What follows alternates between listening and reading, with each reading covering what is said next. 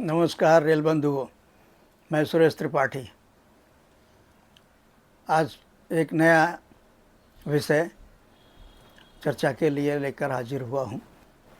ये विषय इरकान से संबंधित है। इरकान इंटरनेशनल जो भारतीय रेल का एक उपक्रम है, पीएसयू है, लाभ कमाने वाला पीएसयू है, अच्छा काम कर रहा है।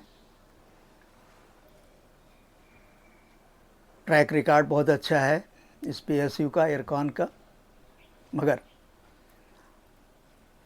कोई एक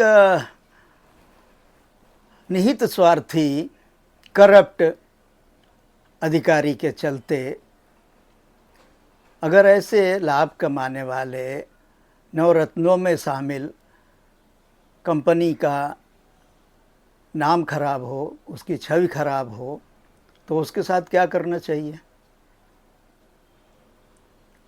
ऐसा ही एक अधिकारी है जीएम के पद पर, जिसका नाम आईपी शर्मा है। ये आईपी शर्मा श्रीलंका के एक प्रोजेक्ट जिसकी फंडिंग भारत सरकार कर रही है,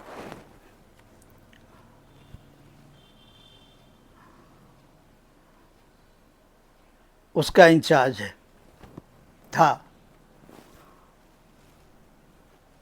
पहले तो इसने जो टर्म्स एंड कंडीशन बनाई, एलिजिबिलिटी क्राइटेरिया बनाया टेंडर का, वो ऐसा बनाया कि उसमें केवल एक कंपनी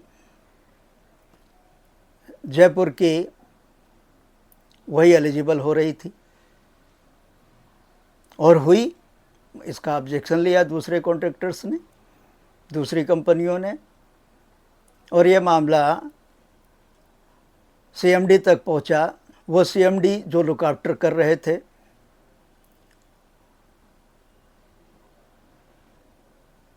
खैर उन्होंने उनके हस्तक्षेप से टर्म्स कंडीशन सुधारी गई। मगर फिर भी जो दूसरी कंपनियां उनमें बिड किए, उनके नाम पर किसी न किसी प्रकार का कोई न कोई लेकुना निकाल करके उनको विधेयक करने की कोशिश की गई। उनमें से एक company SS rail Delhi high court गई। दिल्ली हाई कोर्ट ने इरकान की बात को खारिज कर दिया और उन्हें कंसिडर करने के लिए कहा। उधर एक और कॉन्ट्रैक्टर कलकत्ता का कलकत्ता हाई कोर्ट चला गया। उसमें भी उसके फेवर में गया, मगर उसको पार्टी बनाने से मना कर दिया गया हाई कोर्ट से। दिल्ली हाई कोर्ट की जजमेंट को नहीं मानने के लिए एसएस रेल फिर से सुप्रीम कोर्ट का दरवाज़ा खटखटाया। सुप्रीम कोर्ट ने बहुत लताड़ लगाई इरकान को और फैसला एसएस रेल के पक्ष में गया, उसको कंसिडर किया जाना चाहिए। इसके बाद देखिए कि इस एक अदने से अधिकारी की कितनी बड़ी हिम्मत होती है कि Delhi high court, Calcutta high court और बाद में सुप्रीम कोर्ट के आदेश को भी साइडलाइन करते हुए उसने टेंडर कैंसिल कर दिया। इतनी बड़ी धृष्टता कोई कैसे कर सकता है बिना सीनियर ऑफिसर्स के सपोर्ट के।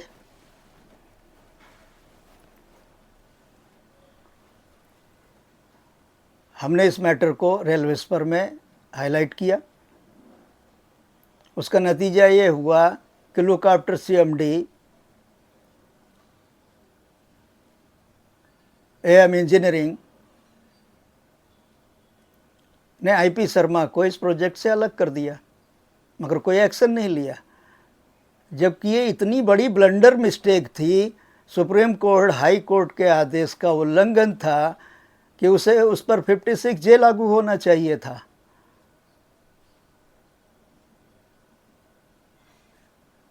ये बात मैं नहीं कह रहा हूँ, ये बात सीनियर अधिकारी कह रहे हैं रेल के। मगर ऐसा कुछ नहीं हुआ।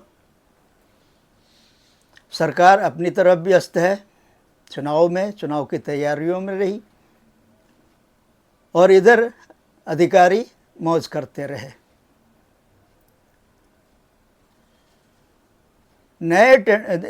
पुराना टेंडर कैंसिल करके इरकॉन ने नया टेंडर कर दिया। इस नए टेंडर को भी एसएस रेल ने दिल्ली हाई कोर्ट में चैलेंज किया।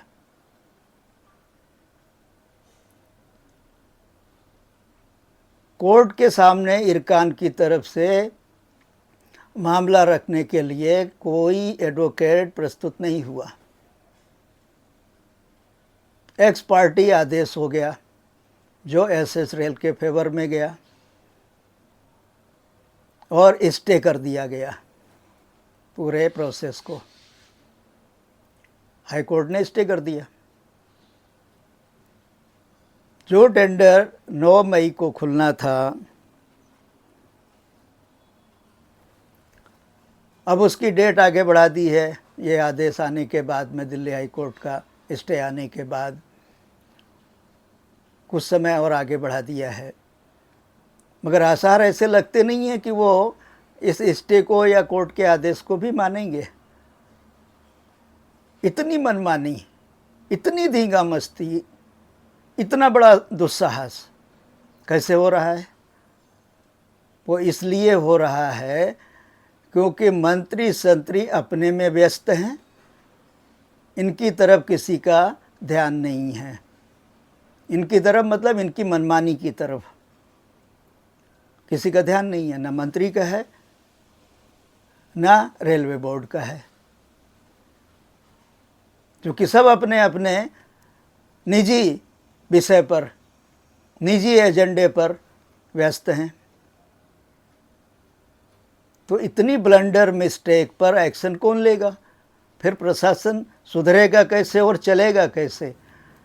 एक मामूली से मामूली अधिकारी फिर निरंकुश क्यों नहीं होंगे? ये एक बड़ा सवाल है।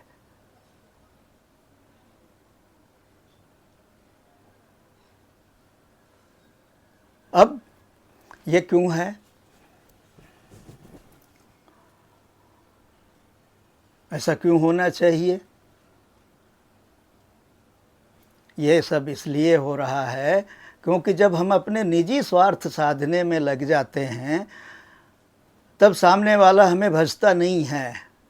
ना हमारी अहमियत का, ना हमारे पद का, ना हमारे रुतबे का उसको कोई खौफ नहीं रह जाता है। यही हुआ है और यही हो रहा है। इसलिए सामान्य से सामान्य अधिकारी भी निरंकुश है। सरकार अपनी तरफ गाल बजा रही है, बड़ा बड़ा ढिंढोरा पीट रही है कि हमने ये तीर मारा, हमने वो तीर मारा। मंत्री अपनी पब्लिसिटी में इसी तरह से लगा हुआ है, पूरा महकमा उसकी पब्लिसिटी पर लगा रहा। उसके पूरे कार्यकाल में ग्राउंड वर्क जीरो उसका। पब्लिसिटी के आधार पर आप ग्राउंड रियलिटी को मना नहीं कर सकते हैं, इग्नोर नहीं कर सकते हैं। कभी ना कभी तो वो सामने आ ही जाती है। इस विषय पर हम आगे और डिटेल में चर्चा करेंगे। तब तक के लिए धन्यवाद।